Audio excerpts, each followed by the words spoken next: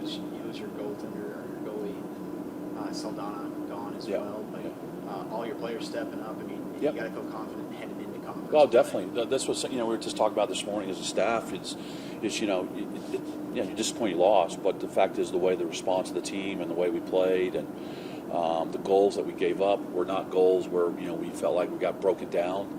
It was, and this is not to sound derogatory. I mean, Jacob hasn't really played a minute. And he's been, when we first came to camp, he was kind of third on the depth chart, and then you turn around and your starting goalkeeper standing next to you going, I need to go to the hospital because I think I have a detached retina. And then turn to Jacob, he's got to go in cold like that. The kid did really well and made some big saves and played well. And, but you can't replicate that in practice. You can't say, okay, here we go. And so, we're going to throw you in the middle of a game, middle of a fist fight, and you just don't know how people are going to respond. And overall, you responded great. And so we're just, like I said, the way we played and came back and fought.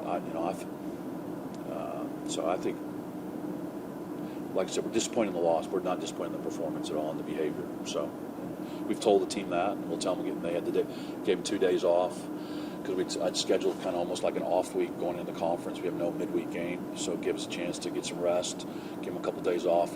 That trip coming back is brutal at times. And so, then we had to wait even longer because we had to wait to deal with the hospital situation. So we didn't get out of San Antonio until probably 11:30 that night. And we arrived in Canyon at 6:30.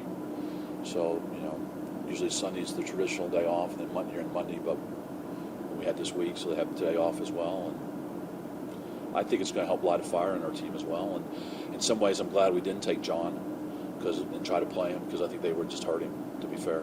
I really do. Does the approach to the season change at all? Like, that was going to be first loss for you.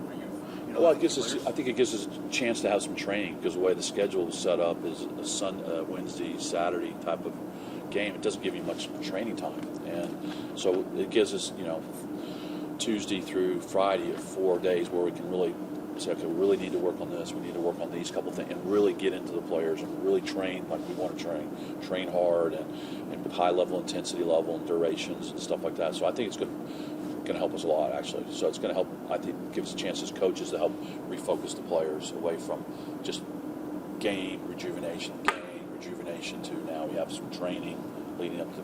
So it's almost like a second season for us. And so I think it's going to be really, really positive.